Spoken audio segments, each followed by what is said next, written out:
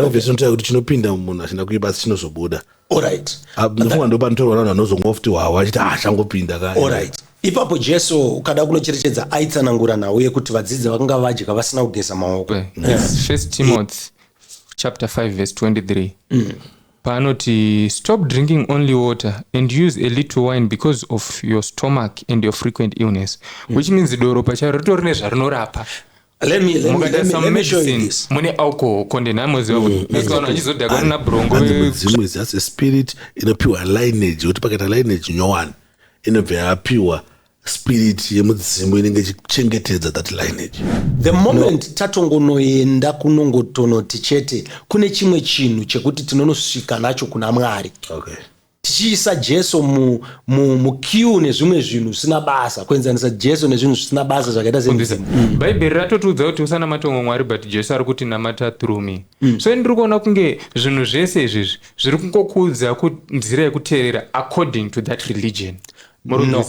I think problem inozoda notanga futi takuti bhuku remamuslim kana kuti zvakanyorerwa mashona handika zvonzi zvoni ngazvishandiswe nemakristians kana nemaarabhu nechii. Alright.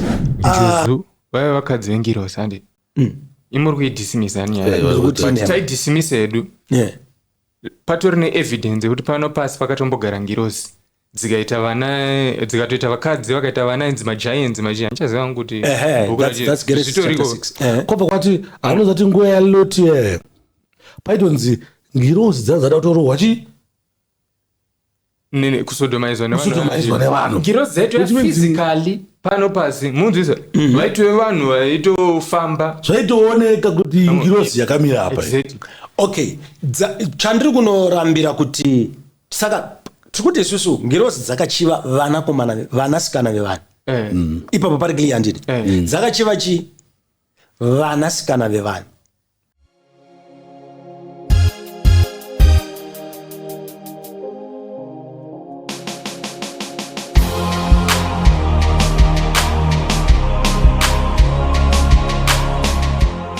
Right, wagwan people, wagwan everyone. My name is DJ Sparks. Tiri pana patinokurukura nyaya dzakasiyana-siyana, patinodiscussa nyaya dzakasiyana-siyana dzinenge dzichiitika, patinouya panapa tichikurukura tichibuda nemaresults echokwadi chaizvo, patinobvumidza vanhu kuti kana pachinge paine kakusanzwanana kanenge achiitika mumadoctrine, kakusanzwanana kanenge achiitika mune zvinhu zvavanotenda, tinovakurudzira kuti vanofanira kuuya panapa then wopikisana, woonesana mafacts kana wonesana chokwadi chechecho vanotedzera chokwadi chechecho. Last episode ndakanga ndina Commander Ibrahim. Commander Ibrahim wane zvinhu zvakawanda zvakataura, wane zvinhu zvakawanda zvavanobelieve usingabelieve nemamwe maprofeti, kuti even mamwe maprofeti pavaivaona vachitaura zvinhu zvaitoshamisika kuti uyu ndi man of God kana kuti chini.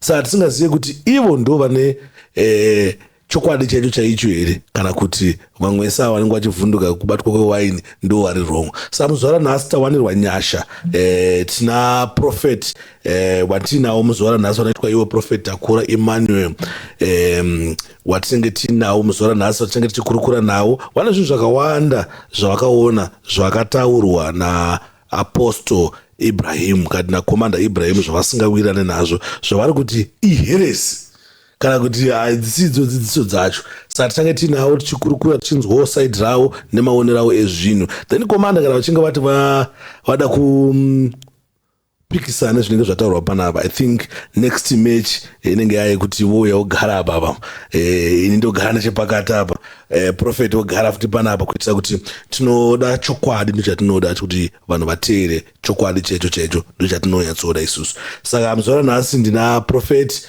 Emmanuel. Mukuru munofara here? Welcome. Thank you so much for having me, DJ Sparks. Unisei upenyu? Inoenderera ichira. Mukuru ndina Commander Ibrahim, ndina zvinhu zvakawanda. I'm sure makaona video ende pane zvinhu zvakawanda zvamusingawirira nazvo, zvamusina kunzwisisa kuti zvinonopinda papa. Saka nhasi tichange tichidiscussa zvinhu zvacho mandipa, zvinhu zvacho ndichange ndichingokubvunzaiwo pane zvawakataura Commander Ibrahim, tonzwa kuti chokwadi chaicho ndechipi, so that next time kana vanhu vakuya kuno vanofanira kuuya vachitaura chokwadi chaizvo. Imi mafanira kutaura chokwadi chaizvo because panogona kuuya futi vamwe vachiti zviri kutaurwa naprofeti hazvisiri izvo. Number one, chinhu chekutanga chakataurwa nakomanda chakaitwa nakomanda Ibrahim kutosvika panapa vakatobata wine and vaijustifya zvavaiita nemaverses hakusi kuti vaingomwa wine chete ungonyarara vane maverses avakataurawo amene kuti mimi totangire papo here munowirirana zviri pane chakaipa here pakuti munhu waMwari anotanga kutomwa hake wine semamwe aita komanda Ibrahim ende komanda vaitira kuti Jesu akachinja mvura kuita wine. Indinopikisana nawo pa first statement iyoyo yekutoti vanotouya vakatobata wine ende vakatoramba kuti haisi yemagrapes chete iyi itori newawa itori nedoro itori alcohol. Vakapa reason yekuti it depends nekuti uri kuinwirei. Vakapa reason yekuti ini ndotomwa ndotombodhakwa. But automatically ndinopesana nawo pakutoti Ephesians chapter number 5 iwo ndiri kuvapindura semunhu waMwari. Kana kaningotanga ndati ngavatange vangotaura kuti havasiri munhu waMwari. No, he's a man of God, he's an apostle. Saka mukutodhila na man of God. Exactly. Saka kana ndiri kudhila nemunhu waMwari tinofanira kunge takabhesa muscripture. Okay. Nevanga vari mumwe munhu tairizina. Ivo vaiti zvoni Jesu akachinja mvura kuita wine. Vakataura imwe vhesi yekuti zvoni ameno ndena ainzoni hanze mupei kuti arape mudumbu chichimpe wine kuti arape mudumbu. Pakataurwa neyaNoa, mzi Noa akamwa wine akazodhakwisa. Mana mavhesi akawanda vakaita se avakatipa. Saka ameno kuti mimi munoti kudii since muchipikisana nezvikutaurwa izvo. Alright. Ephesians chapter 5 verse 18 notaura kuti musadhakwe nedoro nekuti ipapo ndo panozobva kusazvidzora. Okay. So automatically kana tiri kutonzi isusu tisadhakwe nekuti pane zvatogona kuzoita tisiri normal. Haugone kunomwa doro iwewe wodhakwa. Then hausiri abnormal. Zvauchaita after wadhakwa hausisiri iwe. Wakuita semunhu anopenga. Okay. So you can't then justify kuti riri right. Iro richizombondiita kuti ndiacte zvisiri kubva muconscience dzangu inini. Okay. Toenda pakunoti Jesu akashandura wine, akashandura mvura kunova wine. Alright. That was the first miracle yakaitwa naJesu. And ukada kunoiverenga zvakanaka, that's John chapter number 2. Inonzi, and this was the beginning of signs. Now the word sign inotaura kunongedzera, like signpost. Okay. A sign is a miracle with a significance. What was the significance? The significance was not kuti toda kuti munhu akwestere. No. Yaitonopoinda kutoti zvimwe zvese zvatamenge tichiita kumashure uko hazvina kukwana. But ropa raJesu nekuuya kwaKristu ndo panouya inonzi the fullness kana kuti the perfection of everything. Saka ndosaka muri kunonzwa akanonzi testa doro wacho anoti tinosiziva kuti nguva dzese dzakudhara idzi kana kuti michato yese yatakaenda vanhu vanobuditsa waini yakaita sei yakanaka kwekutanga, asi panapa tazopiwa ichi yakanakisisa kwekupedzisira. Jesus is simply trying to portray kuti but wine yaimwirei yaimwirwei wine pamuchato kuti vanhu vadhakwekawo. No. It was for a sign. Tinobvira isusu pari kunopinda Jesu, because Jesu zvaari kuita ndezvekuti paari kusangana naPeter achiraura hove anditi ari kunomuti you shall be fishers of men. Saka ari kushandisa zvaunonzwisaiwo nezvaunoziva, but haasi kunoita zero in pawine. That's why it's being called a sign. It is a miracle but with a significance yekufa nekumuka kwaJesu. It is signifying ropa raJesu, but riri kuuya kwekupedzisira after kwamboitwa zvakawanda kuOld Testament zvichiita sezvine mhinduro, but iye ari kuuya kuzoti the blood of Jesus is the answer, not drinking beer. Saka if we take it literally now ticharasisa vanhu. Ndiri kunzika. Unzika. I think kuti mukurongo ameno yo imwe revelation yamakuya nayo, but dai imunoti wine yakanakira kuti yakashata. Isina alcohol yakanaka, but ine alcohol yakashata. But hanzi wine yese inenge ine alcohol, because mabikiro inoitwa inozobikwa nechini pese zvekufemenda wine iri non-alcoholic zvakatotanga maimanje vanhu vatove nesainzi dziri advanced. Kudhara vanhu vaingomwa wine vodhakwa. Takushandisa logic inoti too much of anything is poison. Right, asi makambonzwa here kuti Noah akamwa wine akadhakwa. Exactly. Saka uchimidzi wine yairohwa ikai iwine inoita sei? Inotodhakwa. Yaitorohwa yacho chachaiwo inotodhaka. Okay, let me put it this way. Noah anwa wine adhakwa. What then happened? Do panotozobva kukeswa kwa Cain, a generation was cursed, but zvese zviri kubva pakudhakwa kwa baba. So let's not just look at vaizviita, because the Bible rinotaura ukaverenga 1 Corinthians chapter 10 rinoti everything was written for our ensemble kuti tigodzidza kubva pazviri. Saka kutoti wakamwiwa haisiriyo nyaya. Wamwiwa, what then happened? Apa tinotaura kuti zvoni ndaida kupinza nyaya iyi kuti wine yacho yatomwiwa mubhaibheri yacho yanga ita nepercentage yaitodhaka imi ndima, asi maybe too much of it like zvotaurwa naana Meek kuti zvinhu zvese nyange zvakanzi imvura iyi nyange zvakanzi ichicken ini wakatova bhokisoro rimwe bhokisi ndonati unohwa mudumbu ndonati pana patoshata. Imimi tiri kunzwanana, but iwewo pawakamubvunza commander akatoti bvisa kutoti wine iyi inotodhaka bva watonomutisa saka munodhakwa, which means he approved even excess. Iwewo uri kuti iwewe everything taken in excess becomes poisonous, but iye akatoti inini ndinototora in excess ende ndotodhakwa. Wawe ndodhakwa ndakazvichilira zvangu ndiri pandonetsana naye problem inozotanga wanetsana nemunhu. Onaka ngatidzokere pakuti waimwa uchiti wakachila handiti hauna munhu anoda kunetsana naye, but kana wadhakwa are you going to be determining what you are going to do, yet it then vari kuvanhu anotoziva zvanonga achiita indatombomwa doro ndakana munhu andakarepa ini kana kuka. Okay, pane vhesi inotaura kuti chinopinda maybe makati explain ipopo beside nyaya dzewine chacho dzidirect. Pane vhesi inotaura kuti chinopinda munhu achina kuipa asi chinozobuda. Alright.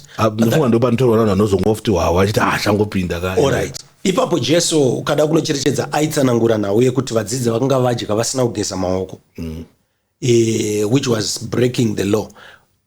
But anozonotaura iye kuti chinhu chinopinda nemunzeve dzako. So his issue was he's using that but to emphasize on the importance of what you hear.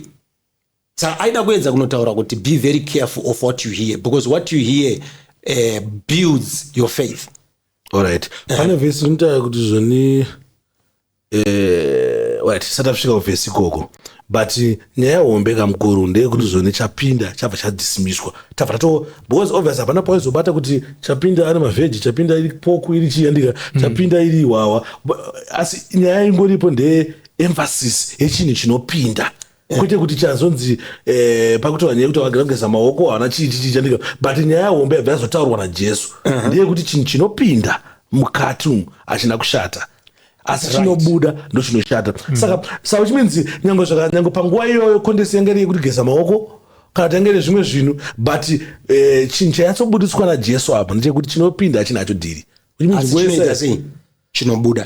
Ndadzokera zvandataura, I think you missed it, my point. Okay. My point ndeyekuti Jesu akanoemphasize kuti chinopinda mudumbu hachina kushata because chichaenda kutoilet. Exactly. But chinobuda mumuromo chiri kunopinda munzeve. Saka chinopinda munzeve chinono words are like seeds dzekuti tikataura panasi handiti it chinononamira muspirit yako, chinononamira muheart mako, then it develops your faith. Ndo chinosvibisa ichocho. We are corrupted by what we hear, not what we eat. Ndo emphasis ya Jesu. Not what we drink. No. Alright, so ukaverenga Proverbs chapter number 31 anditi Proverbs chapter number 31 ngatichimbotaura pamusoro pekuti okay, it can be lawful. Bible rinotaura poantaura pamusoro pekuti there are things that can be lawful anditi but not expedient.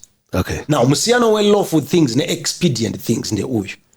Unogona kutomwa doro iwewe handitika chowirirana kuti it's lawful according to the Bible mune mascriptures, but expedience manje yakunobata pakuti pane principles like Proverbs chapter number 31. Mai vaDavid vari kurayira David achazova mambo. Vanomuti hazvitarisiri kuenda, hazvina kunaka kuti madzimambo adhakwe nedoro. Okay. So what we are now dealing with ndezvekuti it's a principle now yakugavhena your natural life panyika. Unoona kurinwa right woenda kudenga but rakutarisa kuprosper panyika. Rakutarisa kuita zvakanaka kubudirira panyika. Okay. I think yeah makuya ningo engo imwewe define from yanga iri panapa. Okay. Yekuti maybe pana zvimwe zvinhu zvekuti tinongoziva sezvo mamen of God hazo nyangwe waini yakanzi yakanaka sei nyangwe kanzi yaimwiwa mubhaibheri but iwewe as a man of God wafanira kuzomwa because wakuvhiringidza maybe vanhu vanga vachakutenda vokuteerera nekuda kwevhangeri. Unoona kuine vhangeri yechokwadi inotoponesa vanhu but mumwe munhu achakuavoida kuti zvidhakwa izvo. Because naturally tine inonzi working environment kana kuti operating environment. Operating environment yedu inotaura kuti zvidhakwa hazviende kuchechi kana kuti zvidhakwa hazvidi Mwari. Chinogona kunge chiri chokwadi, kunogona kunge kuri kunyepa, but kana zviri zviri kutotendwa nevanhu because hatisi kuparidzira Mwari, tiri kuparidzira munhu anogona kufanira kundigamuchira. Okay. Alright, muri Zimbabwe ndofunga muri kuzvinzwa. Isusu tiripo pakungoti nyaya nekonva ingo nyazomeka sense kunzwisisa kwedu nekunzwisisa kwenyu. Ndofunga manzwa zvatsanangurwa naProfet Takura vachitaura kuti no zvakaitwa na Commander Ibrahim hatizvidi hazvisi right hazvisi bo nyangwe bhaibheri akanzi from manzwisisa ndaita nyangwe zvakanzi right waini yacho yaimwiwa but iwewe as a man of God haufaniri kuzosvika pakuita sei pakuzonwa ndozvikutaurwa. Then pane sorry ndomborangu something tisadaenda mberi. Alright. Kuti pangove clear, imuri kuti muri against kumwa wine kana kudhakwa? Chii chamuri against? Zvese here kana kudhakwa? Alright. Kudhakwa. Asi kuitora muri kuti hakuna mhosva. Zvakafanana neholy communion totoshandisa inodhaka. Saka which means apa wasi kupikisana nani? Havasi kupikisana, vari kungoti imwai asi musadhakwe. Because Commander havaiti haufanira kuzodhakwa futi. Asi unofanira kungomwa zvako haina kuipa mapercentage were right. Exactly. Nokuti ndimona Paul paanenge achitaura naTimothy baba. It's 1 Timothy chapter 5 verse 23. Paanoti stop drinking only water and use a little wine because of your stomach and your frequent illness. Which means doro pacharo ritori nezvarinorapa. Let me show you this. Mune alcohol konde namoziva kuti nekana achizodhakwa nabrongo zvakafanana drugs and every other thing and it chinenge chakasikwa chine purpose yacho naMwari yekutorapa chaiyo. But the way isusu nekuda kwecorruption yaSatani tozonozvishandisa zvirizvo. Kutomwa doro kuti ungonakirwawo naro asi Satani rinonaka. Anyway, Meek, it's okay. Pane zvimwe zvakataurwa futi naCommander vakataura iwo kuti zvoni mudzimu una Mwari. Hanzi mudzimu is just a spirit inopiwa lineage kuti pakaita lineage nyowani inobva yapiwa spirit yemudzimu inenge ichichengetedza that lineage. No, so vakuti iwo mudzimu hawana kushata zvakazoshata vanhu vakaita nguva kuita zvemashavi vanonga vaita zveun'anga asi iwo mudzimu is a spirit inongocommunicata nevanhu spirit inocommunicata futi nenyadenga and mediator. Alright. Hakuna zvakadaro because Jesu Kristu vanoti John 14:6 I am the way, the truth and the life. Obva anoconclude kuti no man cometh to the Father but by me.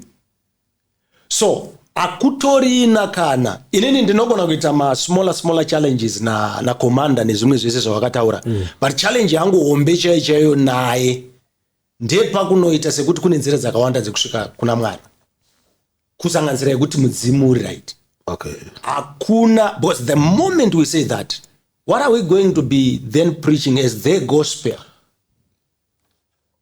The gospel is one thing. It's Jesus divided into two, the person and the principles. The moment tatongonoenda kunongotonoti chete kune chimwe chinhu chekuti tinonosvika nacho kuna Mwari. Okay. Tichiisa Jesu mukiu nezvimwe zvinhu zvisina basa kuenzanisa Jesu nezvinhu zvisina basa zvakaita semidzimu. Okay. Ko pekuti munhu anogona ngaine achitenda mune zvemudzimu wotobika doro woita sesei wotokumbira mvura yero naye. Now tinonoita challenge tikafunga kuti everything that gives us solutions is the truth or is correct. Ndosaka Bible shoko nomari Jesus not the blessing of the Lord maketh rich and addeth no sorrow.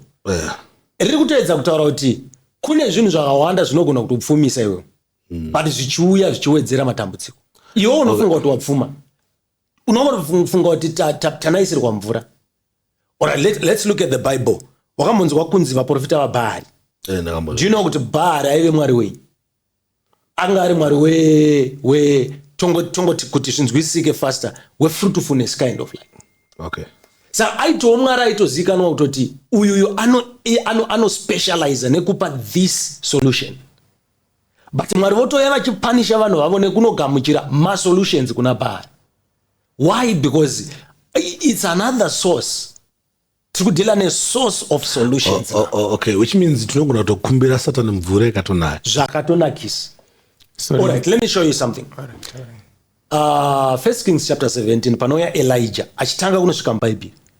Ari kutosiko addressa nhau yemvura iri kubva kuna Bhaari. Ndosaka akasiko konzeresa drought. Ari kutomisa mvura isiri kubva kuna Mwari. But yaito mvura ende chatoita kuti vanhu vaende kuna Bhaari kutoda mvura. Ende vaitoipiwa. Drought iri kutoya because kwaya muprofita wechokwadi. Ari kuti ndoda kudemonstrate power rinomisa yaBhaari tozoenda kune yaMwari. Prophet. Okay. Mwari webuchivanhu anonzani? Satan. Mwari webuchivanhu vanomuti nyadenga. Musika vanhu. The creator. Ndazina unzwa question yako zvakanaka. Mwari wekuchivanhu inini ndiri munhu. Tirikuteera isusu Mwari anonzi chii neshona. No, tikutaura kuti zvavanotaura ivo vachitoita zvinhu zvavo vachipira vachiita sei vanoti mutisvitsiro zvinhu izvi kuna nyadenga musika vanhu.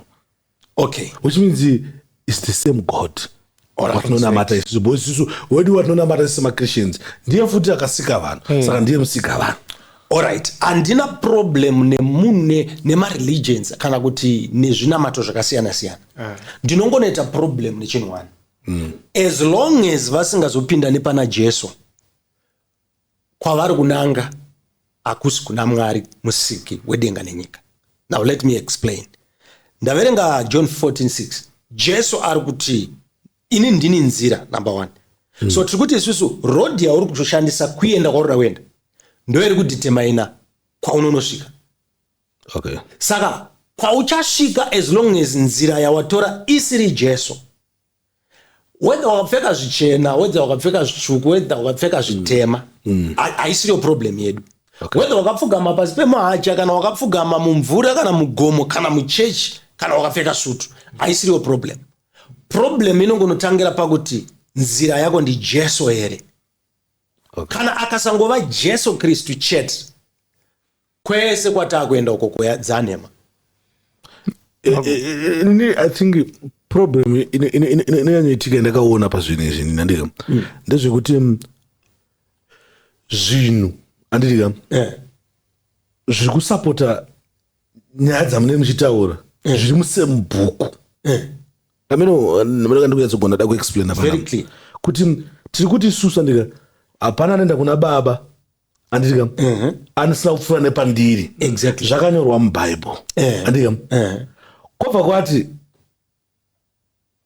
semuBhaibheri ndekuti musanamate futi chii vamwe vanhu andika saka zvinopesa zvafanira kuti ndinotaura njini changu muno mandikana pana papodcast panapa andika ndobva ndati munofanira musi weMonday musaende kubasa andika panapo ndobva same podcast iyoyo yobva yataura kuti zvoni anoenda kubasa musi weMonday Tuesday anofa.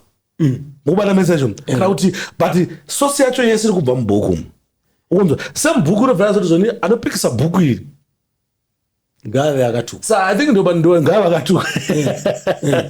Saka munoona chiri kuitika naunda kuona kuti komanda vairi vese religion iripo shuwa pakuda kuvhiringidza vanhu nekuti why ndiri kudaro hamukuona zvese zvamamuchiexplaina zvatiri kuti zviri muBhaibheri ndere maChristians amukona tikaenda kumamuslim vana Muhammad vanonga chiti the greatest prophet but havana matawo through him vanongona mata an Allah amukunzisa bhaibheri ratotudza kuti usanamata umwe mwari but Jesu ari kuti namata through me so ndiri kuona kunge zvinhu zvese izvizvi zviri kungokudza nzira yekuteerera according to that religion murikuzisa I think problem inozoda notanga futi takuti bhuku remamuslim kana kuti zvakanyorerwa mashona handika zvonzi zvoni ngazvishandiswe nemachristians kana nemaarabhu nechii alright bhaibheri tinonotadza kurinzwisisa pakuti maybe isusu takazoita challenge yekuti masvikiro arakaita kunoku rakaita kunge raakubva kuvarungu but originally bhaibheri it was just a book riri kunyorwa kuti a certain tribe yasarudzwa namwari handitika through Abraham, Isaac, Jacob vachizvinonzi maIsraelites vazive kunamata mwari then vachimodhela the Christianity ichazopinda munhu wese kana Jesu Kristu achinge auya.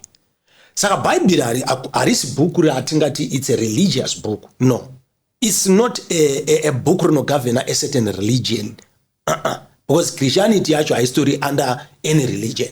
Christianity is God coming down to seek for what? For humanity. Okay. But religion is human beings seeking for God. That's the difference. Sa ukangoita mwari wekungonotsvaga chete unotowana chinhu chaunosangana nacho chinokuansa chinonzi ndiye mwari ende never think kuti the devil will come to you achiti ndini Satan. Afi akauya achiti ndini Satan. Anotoya achiti ndini mwari because anotoziva kuti iwewe kana ndikakuaprocha nchikuti ndini Satan uya undinamate ndikupe mota kunyange ukazonzi uchawana mota ataura kuti ndini Satan aufi wakaita sei aufi wakabvuma. Okay. Saka ndo patiri kunoita challenge ipa. So imimi in short pambunzo wangu ndizvonguti hakuna mudzimu ndezvasatani zvese zvasi nachekuita namwari mwari ana kugadzira mudzimu. Mudzimu haugone kusvitsa munhu kuna mwari kana kutaura namwari uchiuya as a messenger kuvanhu. Okay. Because nzira one inosvika kuna mwari ndiJesu Kristu. Alright. Yes. Alright. Muguru munoziva here kuti mudzimu unotonzi wabuda pamunhu zvinotonzi zvinoyera kuti mudzimu wekuchivanhu unotonzi unoyera mudzimu iwoyo. Kuyera ndiko kuve holy handizvo mudzimu ndiyo spirit. Tikabva tati mudzimu unoyera muchirungu yave holy spirit. But shona iri clear pakuti tondoti ndisekuru wakawo. Alright. Munoona very clear ipapo. Munoona sema explainer aita Commander Ibrahim. Vakati that spirit uri kunzi mudzimu havasi sekuru wako necessarily but mudzimu wakambofamba nasekuru wako which means unoziva sekuru wako unoziva matauriro mararamiro nezvese zvavakaita ndosaka mudzimu uchizokwanisa kuve familiar with what your ancestor was doing pamunozotaura nawo. Atori very clear pachokwadi chaari kutotaura but ukachiteerera zvakanaka chiri kunobuditsa kuti ari kuaprova nhema. Why? Because haugoneka kuuya mudzimu uchiti ndini Holy Spirit woskoti ini ndini sekuru wako mumwe achiti ndina mbuya. No, kana iri Holy Spirit Holy Spirit kana vari ambuya ndaambuya kana vari sekuru ndisekuru. Boss inini panotedza kuita nezvekutaura nemukomana ndepekudaiwo. Alright, mweya wauya ndika unozoti sinzi wakambofamba nasekuru wangu uda kuzvita sekuru wangu handika sei ko mweya waJesu unoziva vani sekuru wangu wai usiri kumbotaura kuti zvoni ndini blangodza vakambogara kwamutoko. Chinozoita zvaJesu zvisauye kuvanhu vatema nyaya kuti Jesu anga asiri munhu mutema anga asiri kunoku. No, tikutaura nemaspirits kuti kana maspirits handika spirit ikunzi mudzimu iyi iri kubva kuna Jesu iri kubva kuna Mwari handikuona Holy Spirit iri kubva kuna Mwari. Kowai wedu mudzimu izvondika uchizoda kumbouya wombotanga wati ndini mbuya wake ubata mezacho yeti the same spirit uri kubva Holy Spirit paunosvikako haumbosvika uchiti ndini David unongoti I'm the Holy Spirit hapana patakambonzwa chinzoni ndini baba Abraham ari kutaura. Bari mambonzwa mweya mutsvene uchitaura mubhaibheri handisana mbowa uchiti ndini Holy Spirit. Ndotatikutaura kuti wewe wazotaura zvambuya wangu uyu mudzimu uyu vaiti mudzimu maspirits handika kaungori holy unofanira kungoita zvaungoita uku because Mwari asi Mwari weconfusion. Mwari ana confusion. Confusion yakatozouya Christianity yauya vanhu vachigara vachita vanhu chavo. Confusion inotozouya futi Christianity pounzwa Muslim wagara vachita Christianity. Which means my religion ndiye ari kuunza confusion. Alright. Ngati bate icho chega chiwanhu pasina kuchinja uya chine confusion yakaipa. Right. Ine pane pandoda kubvunza ka. Vamwe vanoti hanzi zvoni mudzimu kana wauya, vamwe vanoti isusu togona kuti let's say pamwana wedu aiwa isu toda kuti aite muprofita. Zvichinzi zvinochinjika zvinhu izvozvo tomuprofita. Iyo nyaya inonetsa manje because komanda Abraham wakairamba futi nezuro tatine mapostori ekwaJohani vairamba futi vachiti aiwa hakuna zvezvo. Rikandikudze zvinoitwa naSatani kana achida unamatwa. Anocheka kuti uri kudei iwe. Unouya akawanda mune zvauri kuda iwe. Saka kana ukatoti ndoda kuita muprofita, anokuita kunge muprofita. Ndo panotozobva kuti muprofita wechokwadi newenene. But zviri zvekwaSatani. Asi iwe unogona kutomanipulate kwafunga kuti hazvigone kuchinjwa ka. Iko kutombonzwa uchitoti inini ndoda kuzvichinja. Uri kuzvichinjira kana zvakanaka. Alright, anyway, nyaya idzi atinge mapindura vanenge vachinzwa vanzwa kuti zvizombokando hedu zvati tichifungawo nemaonero edu kuti tibve tadzidzawo as well. Pane nyaya yakataurwa futi na komanda Abraham. Komanda Abraham wakati njuzu vakadzi vengirozi. Saka mene mugona kuti explain no prophet panyaya iyi kuti vaida kuedza kuti kudini. Inhema dzaitaurwa naIbrahim because Bible rinobudisa pachena kuti in the realm of the spirit they neither marry nor get into marriages. That's why angels are neither male or female. So, all right, say this to qualify zvandoda kuti unzwisise.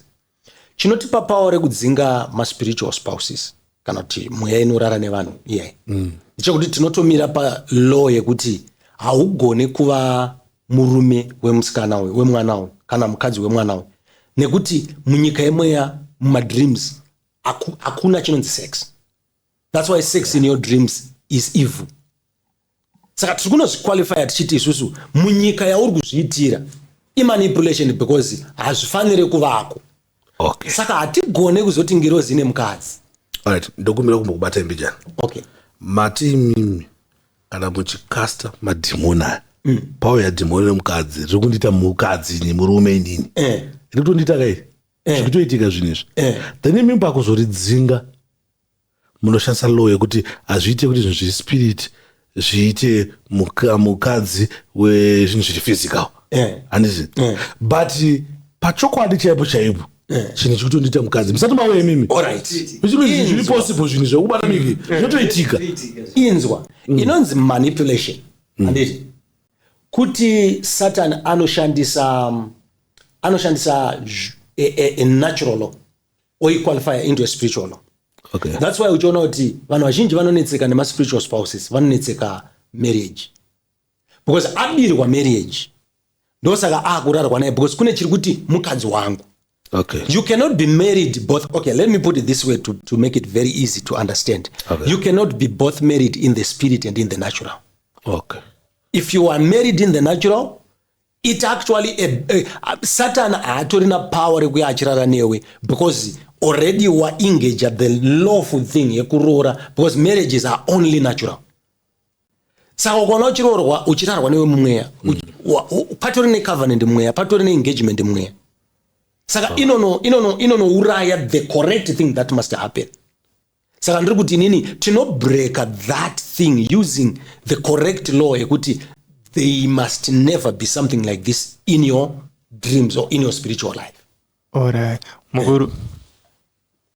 Komanda Abraham vari kuti njuzu vaya vakadzi vengirozi handi. Imuri kuidhisimisa nyaya. Taidhisimisa hedu. Patori ne-evidence yekuti pano pasi pakatombogara ngirozi dzikatoita vakadzi vakaita vana inzi magiants ndichaziva kuti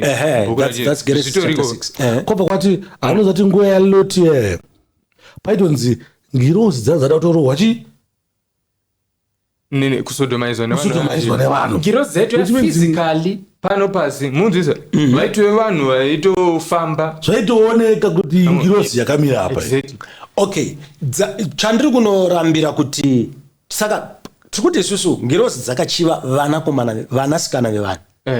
Ipapo pari clear handidi. Dzakachiva chi vanasikana vevanhu.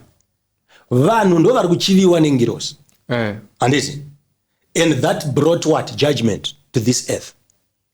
So dziri kuzonochinja dzichiita njuzu sei? ndisipindirana hangu navo but ivo vari kuti mwari pawakazodestroy earth paya vakaikavha nemvura vanhu vaya vanozoenda into another realm that is below the sea level. Ndopawakunoita njuzu nokuti vari kuti njuzu hadzigari mvura, njuzu dzinogara pasi pemvura, pasitorina mvura. But dzinoshasa mvura kuti dziaccesse realm yedu isusu yatiri. Hakuna zvakadaro. The Bible divides this territory into three. Kune spiritual realm, anditika kune physical realm, kune the underworld, which is the water world. Exactly. Saka ndosaka uchinzwa uchinzi. But aiwa water world is underworld. Pasina mvura. No. All right. Let me use this to make what I want to say clear. Panonzi, have dominion. Anditika, you shall have dominion over the birds of the air, the creeping creatures of the earth, and the fish of the sea. So ipapo ndo panobuda these three dimensions. Make sense as muta. So parakunonzi the fish of the sea. The fish is going to represent everything under the earth, which is the water world. But ndoda kubelieve kuti zone panogona kuita underworld isitona mvura. But obviously zvona zvekuti zvafane kuti tinoda kutenda kuti zoni kudenga ndeukwako but pakati pane makore apo. Saka isu tofana makore umandika kutiende chi anomaona metsi yacho. So ndofunga ndo zvakafanana kuti underworld unenge paine pasa pandika but inozopfuura nemvura umu kuti izo access chi kusvika ku earth kuno. I mean isusu tungo na command kuti imimu so vanataro understanding yedu wesusu sevanhu but ona ngatisingaziwe edu especially right. But the bottom line is it's demonic. All right. Saka kuna hayo but nyaya mvunzo wedu ngore kuti njuzu vakadzi vengirozi kana isiri sezvamukuti njuzu dzakabva kupi basi munobelieve kuti kudziri kueka tadziko dziriko njuzu. Sorry musati mapindura. Okay. Nombora kuti patiri kukrasha chinhu tibve tauya ne the correct thing understanding yatina isu yekuti zvinhu izvi zvinenge zvakabva kupi. Nokuti tinangoti njuzu haasi mukadzi wengirozi kana kuti njuzu haasi chi saka chi yakabvepi. All right. Njuzu it's a creature that was created by God. All right. But just like a snake, nasuno muno sparks tikaona pana papaine nyoka utoti nyoka yangu. What do these guys think? Sparks podcast yake anizvi. Anditi. Why? Because tine reference yeBhayibheri yekuti Satan pa chapter 3 akapinda munyoka akashandisa nyoka. Not necessarily kuti a snake is a bad thing. If you go to other countries, even here in Zimbabwe, tinitone snake park, right? Naturally a snake is, even the Bible says ngwara senyoka. Why? Because mwari vari kuedza kutaura kuti ndichiisika nyoka iyi ndandisiri kuisika ndichiti ndiye kuroyesa but nhasi ndikati nepeti yangu inonzi nyoka. Understanding yedu yaipenda as demonic, as satanic, as androgona. So Bible shoko ramwari rinototi Colossians chapter 1 verse 14 inotaura kuti hakuna chinhu chakasikwa pamusoro penyika ino chisina kusikwa naMwari. Akasika zvinhu zvese kuburikidza neJesu and achizvisikira iye. But what the devil then did was paakakandirwa pano pasi and paakarebel against God, he took over zvinhu zvese zvakaiswa pasi petsoka dzemunhu. But munhu paakaitwa take over naSatan nezvazviri pasi petsoka dzake zvakatorwawo naSatan. Nhasi katsi yakushandiswa kuroya but it was not created to be used like that. Sorry, every other creature can be used by the devil. Please clarify babo. Muri kuti Satan akauya akaita take over pamunhu. Yes. Satan akauya akabva atotanga kutotonga pano pasi. Yes, that's why even Jesus calls him the god of this world. Alright. akatoitwa hand over, nyika yakatoitwa hand over kuna Satan naAdam. Jesu ari kutoya kuzorecover, inonzi ministry of reconciliation ka. Bible rinoti when Jesus was on the cross, God was busy reconciling everything to himself. Why? Because everything was taken by the devil. Satan akasikwa nani? naMwari.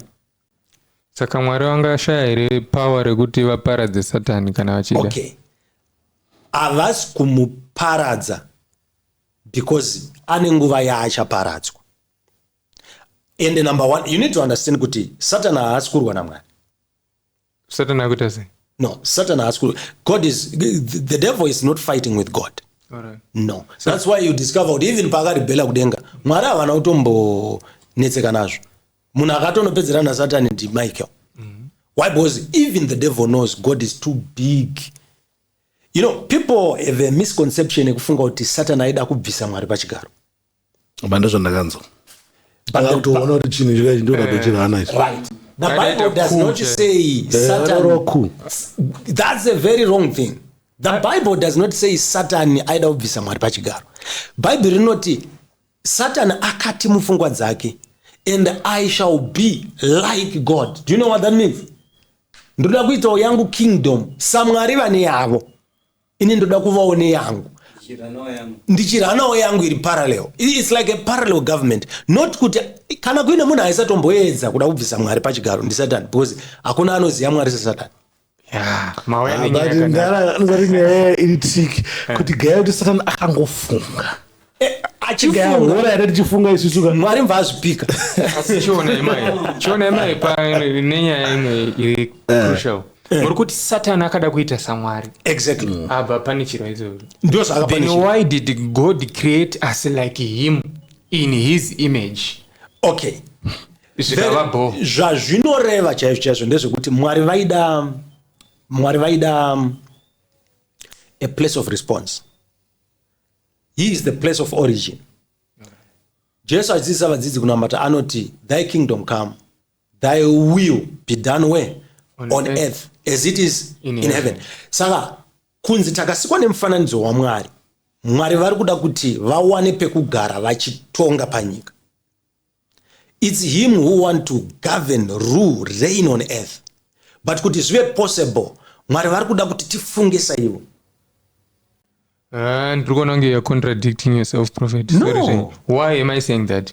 Muri kuti Mwari vari kuda kutonga pano pasi. Saka vanozorega Satani sei achitonga pano pasi vachida kupatonga. Ini ndinoona sekuti Prophet asati vaanza. Ndinoona sekuti kona Mwari ane mamwe maitiro anoita zvinhu zvake.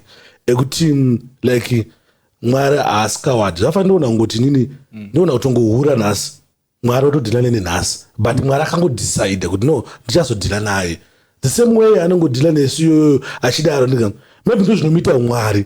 Obata maisacho. Ndosaka achitonzi Mwari. But adauya chomunzwisisa chaizvo ka topesa takuita problem. Because ndi Mwari atofanira ngeti chimunzwisisa tiko izvi. Zvaitika sei inyaya yatombo ndakatomboya brain dzangu kuti but afanira kutera Satani. Ona pauri kutadza kunondibatira. I want you to follow the construction of what I was saying. Alright.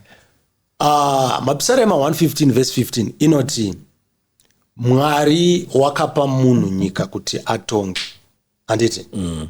Ine ndikakupa territory kuti utonge.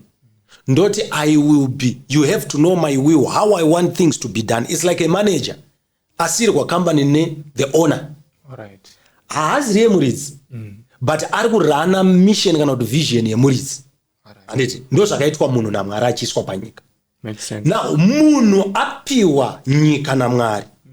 Ane right, ane power pamusoro penyika yapiwa naMwari. Satan ndokusiko mumanipulator. Kuti Satan aritoziva kuti wakapiwa iwewe.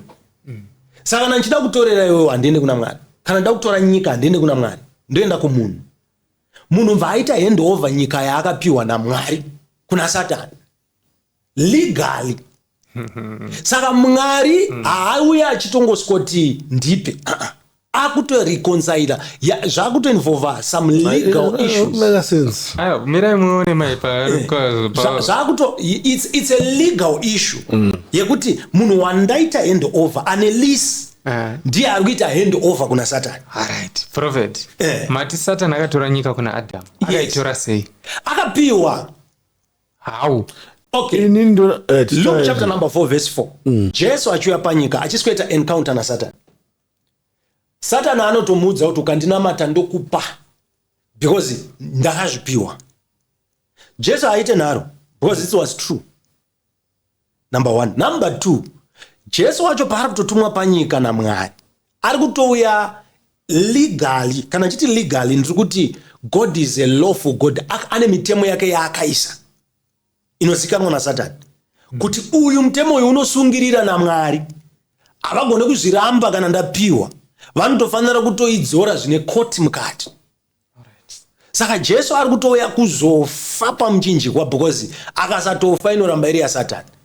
And apedza kufa munhu wacho akabva apiwa inonzi volition yekuti kwatione vamwe vaMwari vakawanda vatiri kuitisana nharo nhasi vandiri kuuya pano ndiskoramba kuti tikaita mistake yekungoti midzimu ndiMwari, iyo iriyo ishu iri kuiwa kuzogadziriswa naJesu, but vochipa munhu volition yekuti anenge atenda maari anoponeswa.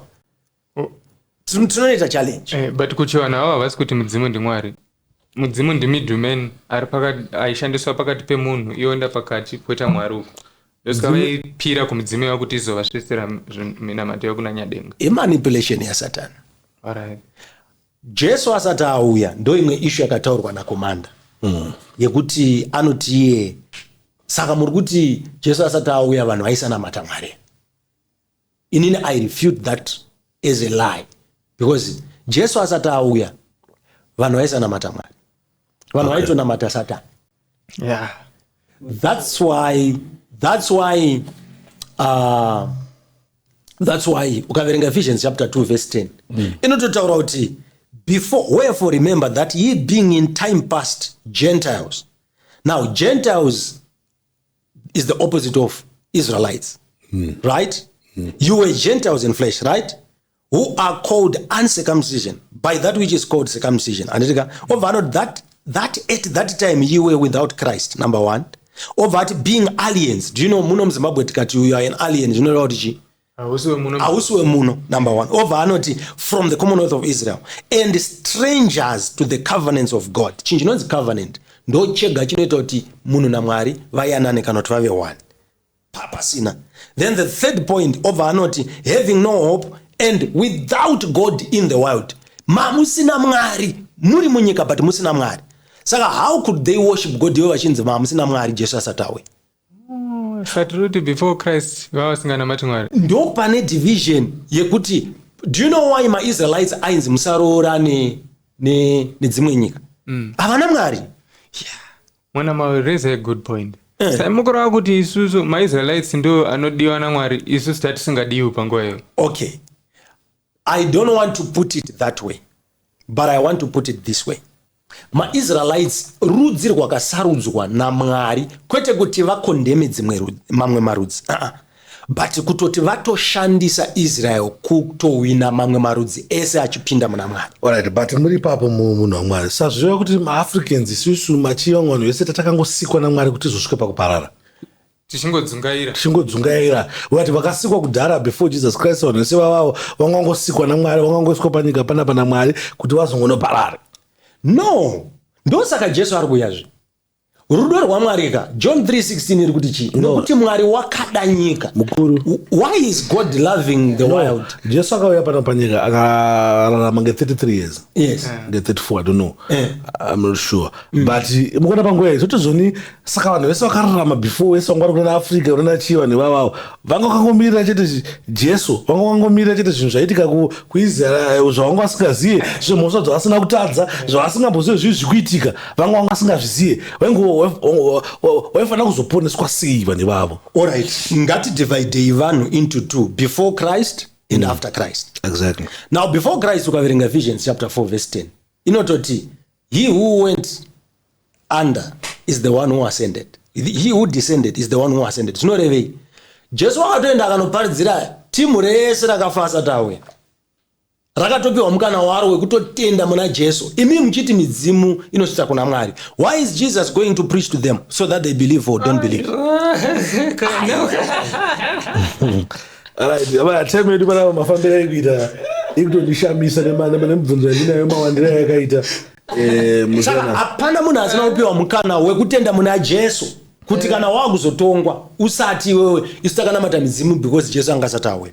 Uritopiwa mukana wekucorrecta from midzimu nemashaya, which now nails the point yekuti there is no other way. Raise a good point mu. Saka vanhu vakafa vakawawa nepi Jesu kana isichinzi vakafa vana chavanoziva akazovadzidzisa sei? Akaenda ku inonzi the abode of the dead ndokutonoparidza vhangeri, vanhu ndokutotenda, ndokuparidza akaparidza vanhu how panguva diki bosi handituta zvemadezi vaya kuti pafa. Yes. During those 3 days akakwanisa kuparidzira mabhillions angararama panyika panapa before kubva panguva yaAdamu naEva. Avafanira kuwandisa ipapo. Unibvunzo tinayo ikai. Munoona muri right, but munofana kuti explainera kuti yes. I'm loving the questions. Exactly. But that's the truth.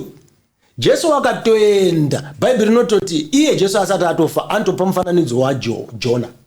Vachitoti to perform a sign. And akati the only sign that I will perform is the sign of Jonah. Why iri kunze sign? Because I would like Jonah was in the belly of the fish for how many days? For 3 days.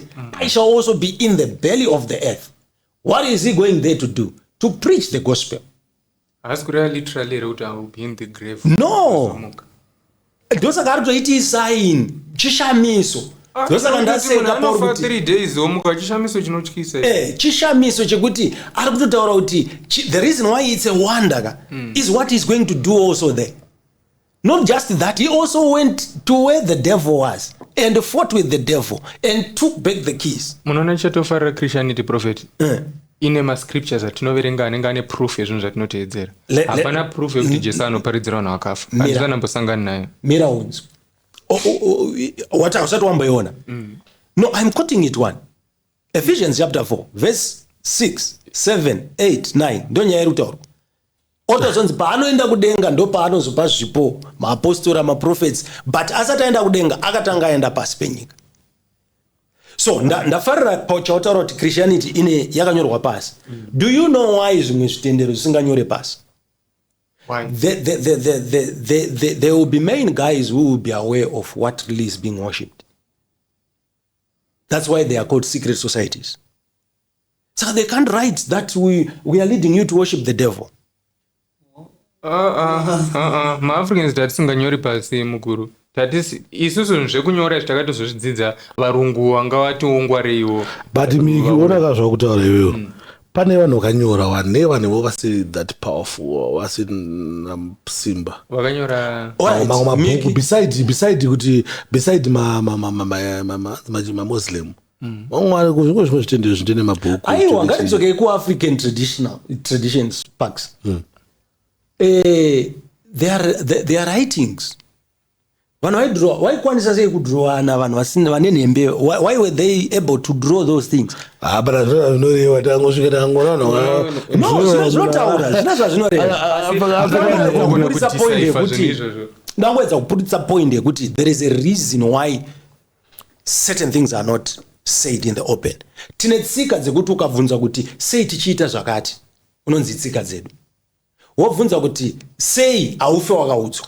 Waraiti Meek, kubva waraiti ngati atatara zvakawanda. Hatingovitei kubva 1980 patakawana rusununguko. Chichikuti asakunyora waraiti. Chinyora ipasi. Inyaya kuti a lot of information was lost. Zvinhu zvingori oral. Saka morambere muchinamata zvinhu zvakarasika.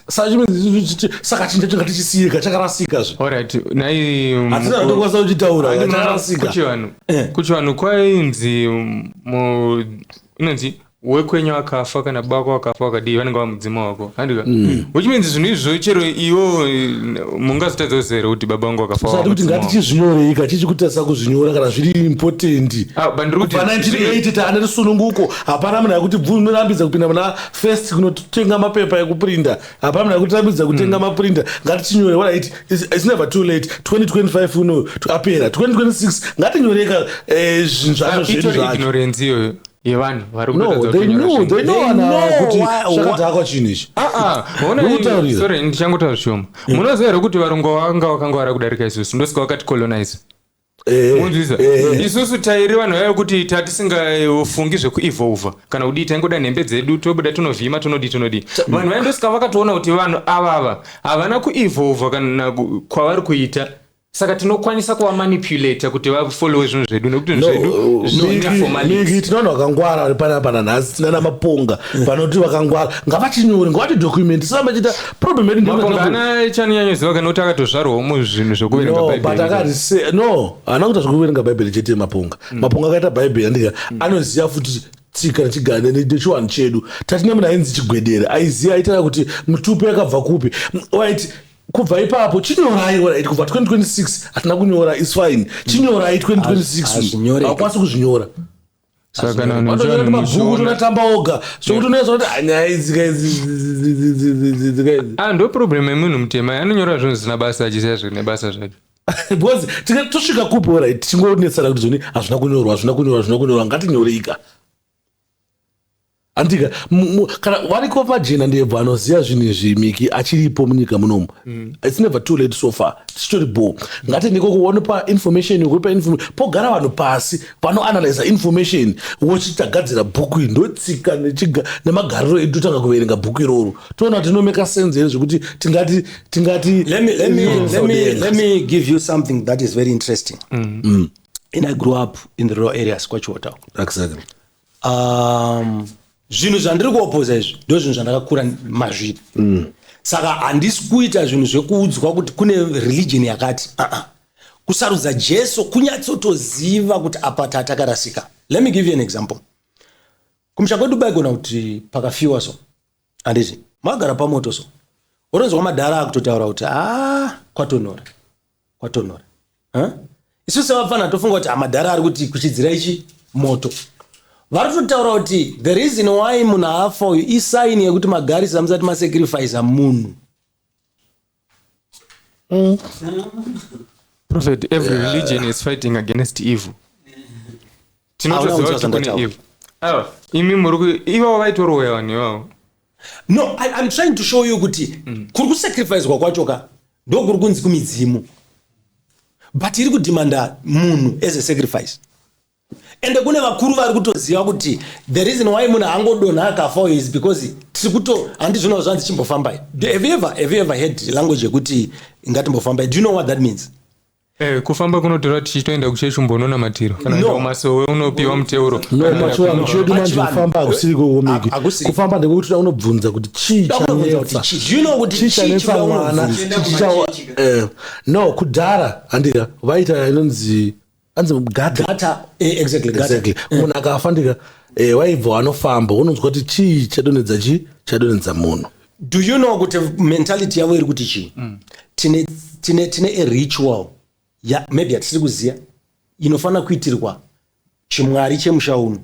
Saka chimwari ichi chiri kutaura in a language inonzwisisika yekuti hatiiginowe by killing somebody. Saka kufamba kuti hatinonzwa yekuti zvii zvatisina kuitira chimwari chemusha uno.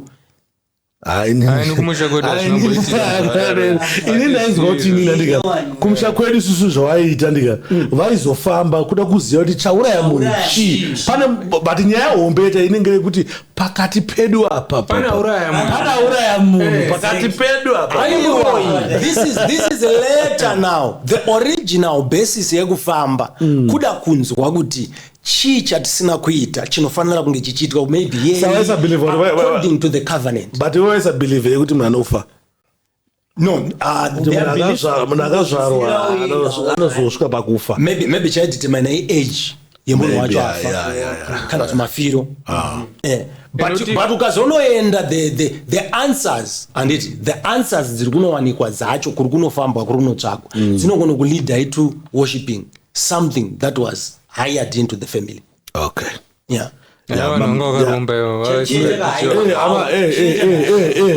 Amana imi mufanira kuteerera muchifamba nekonfa kuno because maquestions ese akawanda ngatinawo netime yedu izvozvi tane 1 hour hatatokwasawo mabvunza saka vanhu changoita zvongoti tichivhara ndika ndichikubvunzai muti-explainera then isusu pfungwa dzedu tichazosangana mucomment section. Pfungwa dzedu tichangoita anesi mazonyanya ubva mazoda kuti tiendeso kuchitungwiza isi kuti ngatisvike kuchinhowe. Then tida kuziva musiyano wenjuzu nemanjuzu because Commander Ibrahim vaiti pane a very big difference between manjuzu nenjuzu. That's one and the same thing. Okay. It's simply a spirit. In Rangoiti, a water wild spirit. Okay.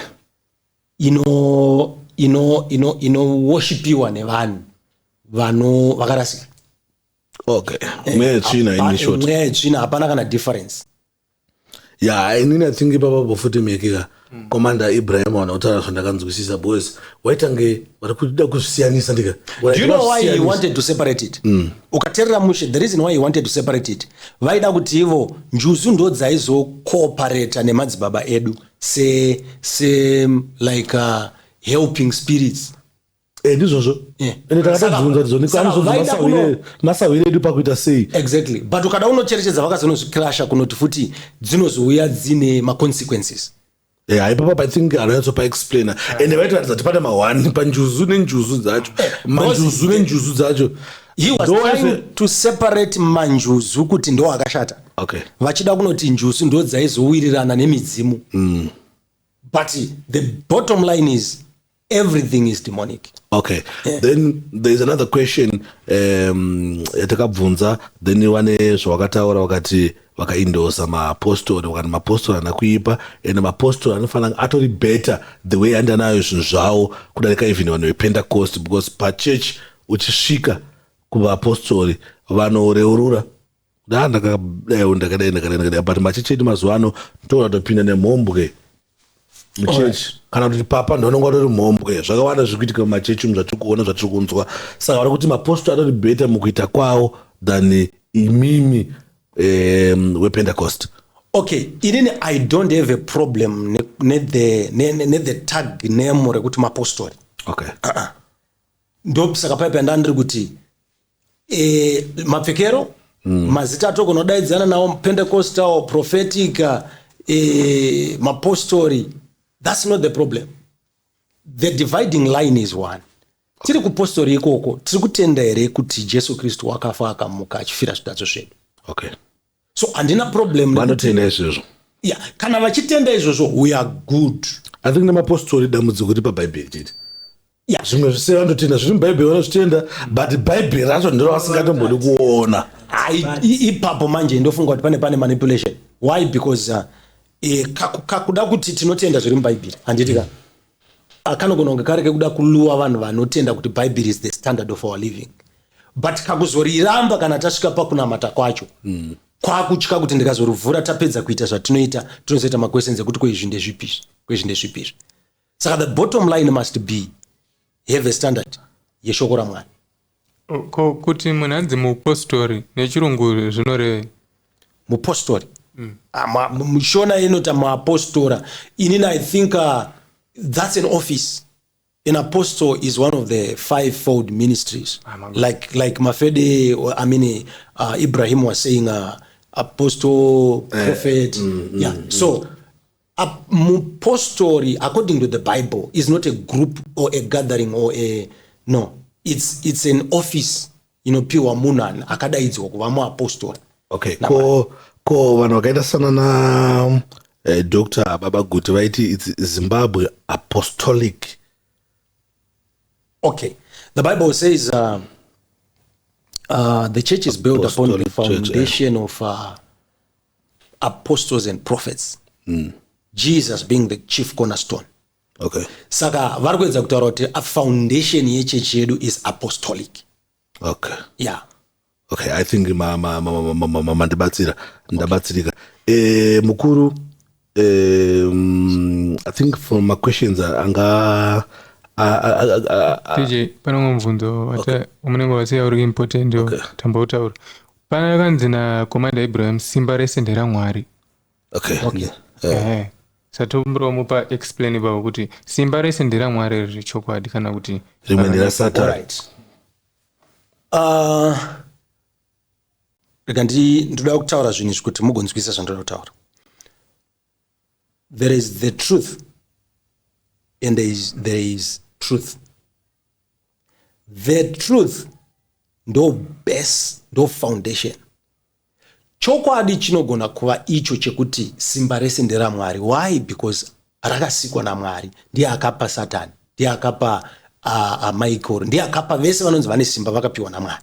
And the Bible racho rinobva rati the gifts and the callings of God are without repentance. Kana Mwari wakupa chinhu havana kuomerwa zvekuti vanobva vati kana tikanetsana ndo handati Sparks ndipe maheadphones angu ana ndakakupa aya. No, unogona kutorasika wakatopiwa chinhu naMwari wotonochishandisa zvaunoda asi zvisingapindirane naMwari. So danger iri pakuzongonoti simba rese nderaMwari tosiya zvakadaro ndeyekuti tichaita kuti vanhu vaende chero pane simba. NderaMwari is true, but riri kushandiswa here according to why it was given is what is important. Adambokombera maoko. Matsanga zvandanzwisisa kwazvo.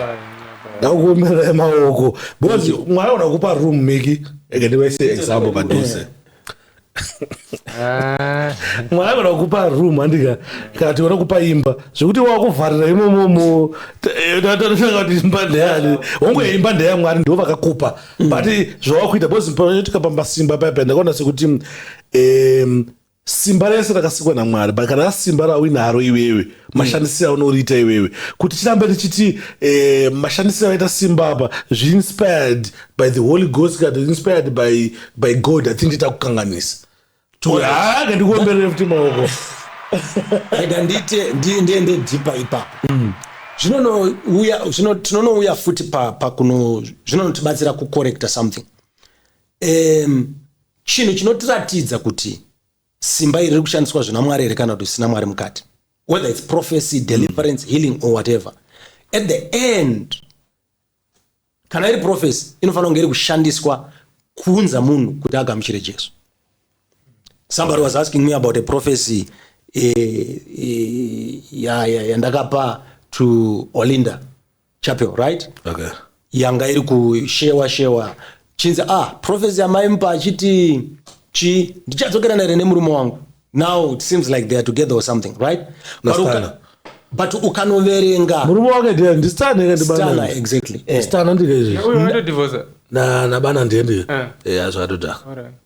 I think murume aibvunzwa pandiana murume aibvunzwa ndistana. Okay. I was live, right, prophesying live. Then she came and said murume wangu chichi saka yakabva yazoonekwa nazimai guy anditi mvakuinyora achiti but ukanoverenga yaakanyora yacho akanosvika kwandaka ina handakufocasa pakuti murume wako achadzoka. Ndakati yes, this marriage is going to come back andika people couldn't believe it, but ndakati inini, but that's not the most important thing. The most important thing is you have a calling of God. So ndiri kunomubata nechinhu chaari kuda but ndikagumira pakungoti bedzi murume wako ari kudzoka ndakushandisa prophecy zvandoda inini. Okay. But inofanira kunomulead to his kingdom purpose, inofanira kunomulead to God in a way, to the mind of God, because prophecy hakusi kuti murume wake achadzoka, but prophecy ipfungwa dzaMwari. wamukuta necalling ndiani Olinda Chapel? Yes. Calling chokwadi kadinyeye kuti mamati handaprofita hangu zvinobatsira saka ninyeye kuti chiprofita chinofanira kuzoti munhu apinde all right. Watch. I prophesied to Jackie Ngarandi. Okay. Ndikati God is calling you, God is going to use you. The time yandakamuprofita zviprofita zviri kupisha no zviripo pa YouTube. Yeah. Okay, even walizoya zvo zviprofita zvanoziya like ya Jackie, I actually shared it I think yesterday. Ndakatonzi naMwari ndainamata about guest ministers to come and to preach in our church. It was a youth thing. Then Jackie's name came. And I told my guys, one of our ministers will be Jackie Ngarandi. And people were like, Jackie Ngarandi, how? And I said, I'm just believing it because God said it. And God actually said, she's a very important vessel in my kingdom. Back then, I met a preacher, one of the guest ministers. Video ukatenda pa YouTube ukangonoti Jackie Ngarandi preaching at EGS. That's 2021. But she was ordained as a pastor last week. Right? So ndikuti nini, I've invited her, she has preached, I've prophesied to her. But could you believe it that time when I was you might not believe it, today when I'm saying Olinda is a wonderful person who will be used by God. Okay. But I'm using an example yemwe munhu wandakatodaro vanhu vakatoti baba ndakatomti pfugama nditotaura zvandaudzwa naMwari as he was ministering, and I actually asked the church to pray for her kuti agotova sezvaakadaidzwa naMwari kuti ayo. And now we are seeing the fulfillment. Okay. Yes. Apho. So my issue is it's not just prophesying. Tapedza kuprofita munhu chicharatidza munhu kuti chiprofita ndechichokwadi. Zviri kuzounza Jesu papa. You know, let me tell you one of the things that I was not okay with pa interview na Ibrahim. He is my guy. I actually told him ndikuzidzokorera because ndakamudza kuti andakona Jesu. Interview. Yes, andakona Jesu. Why? Because you can't then put Jesus in the same sentence with the other things that he was approving. Because Jesus is the way, the truth and the life. Second, okay, let me put it this way. Ndoda kuweza kupedza on a very, very important note. There are many ways to enter into the realm of the spirit. You can enter into the realm of the spirit through Jesus, which is the one and only legal way, okay, according to God. Bible shokora Mwari kuna 2 Corinthians chapter 3 verse 17 inoti, and that same Lord is the same spirit, and wherever the spirit of the Lord is, there is liberty. The word liberty there renoreva to access. Okay. Now, but you can also enter the realm of the spirit through animism. Mweyaye mombe, mweyaye wakafa. You can access the realm of the spirit. What on it tap into wisdoms that are not natural. Saka it's now dangerous because munhu wese waticha isira road dzekuenda munyika yemweya achapinda unowana answer ofunga kuti chese chinondipa answer ndiMwari. Okay. Ndosaka ndakanoita challenge yakakura na commander, because vaisiya magepo ekuti you can enter the realm of the spirit using whatever way. But I also mention Jesu. Why? Because you can mention Jesu much. I know that I am the only way, the truth and the life. Alright. Lombramdamu tongopesera. Vanhu veIslam vachatonotsva kudenga. Sorry? Vanhu veIslam vachanotsva, vanhu veHinduism vachanotsva, nevamwe vese zvitendo zvisiri Christianity vachanotsva. Alright. Let me repeat this again. The problem is not the name Hindu, Islam, Apostle, Pentecostal, no. The problem is one. Have you received Jesus, believed Jesus as your Lord? Kana vasingatoida kuinzwa vakatotongwa kare. Mwari vanga that crew. Alright. Mwari wauri kufungidzira kuti havasi kuzodaro. Vari kuzodaro because havasi kungosvikobvira pakuti kana wanga usiri wekwaIsraeri. Vari kubvira pakuti ndada nyika, ndatumira mwanakomana wangu mumwe chete akanga ari ega kudenga kuti ani nani anotenda maari arege kufa, but iwo uri kuramba kuti vanofa sei vese. It's not about how many. Tiri kutaura pamusoro paMwari ari kuti kana mukaramba kundinamata even matombo anogona kundinamata. Remember, he is the creator ka. Saka haasi kuzorohwa neana kuti there are too many. No, he can create other people. But the condition is wapiwa ka Jesu wacho. Kwa hiyo uri kumurambirei, iyo iriyo condition yaiswa na musiki wako. God is faithful. God is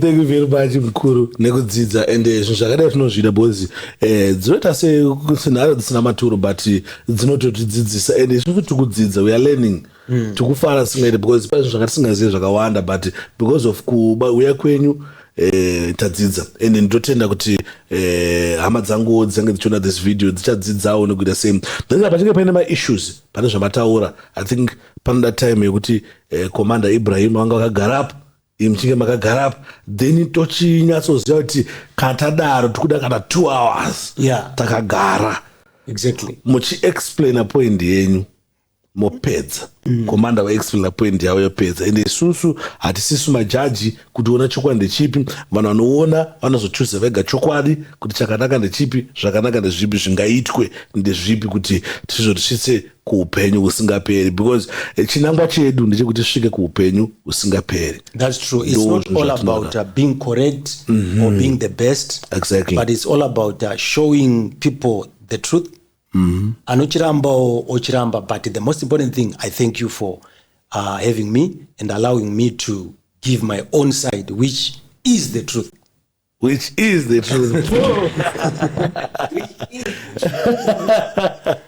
That's funny. I think ndofana kutora this show serious zvitendero tichinyatsonzwisisa, because kune confusion yakakurisa singaite, because zvatinge takadzidziswawo vamwe ndozvatakadzidziswawo vamwe takazvidzidzira kukatekizimu, tobva nazvikokoko zvosvikawo patinomboenda kuchikoro tozvonodhairutwa kune vamwe vatodzidza navo vatosangana navo, saka chokwadi chacho zvinopedzisira chawandisa matiri. Saka tofanira kuti tiite maprograms akadai vanhu vabatsirike, vanhu vakwanise kudzidza. Tisati avhara, amene kuti vanoda kuzokubata ivo, vanhu vanoda kudzidzawo, because after zvaitika kune vanoda kuzodzidzawo, vanoda kuzoya kuchechi, vanoda sei, munowanika kupi pasocial media, muripo here, munoshandisa mazita api, zvakamira sei kuti tikukwanise kukuaccessa? Most of my social handles are Prophet Takura Emmanuel Gadzikwa.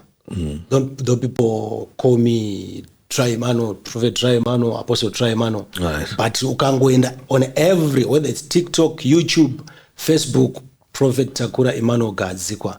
You see what we are doing, and we are here in Harare CBD, Old Cinema #1, every Tuesday 5 p.m, every Sunday 11:30 p.m, Kona Robert Mgabenda, Angwa Street, Dopatinowanika Hip Hop. Okay. Phone numbers, it's 0771-922-995.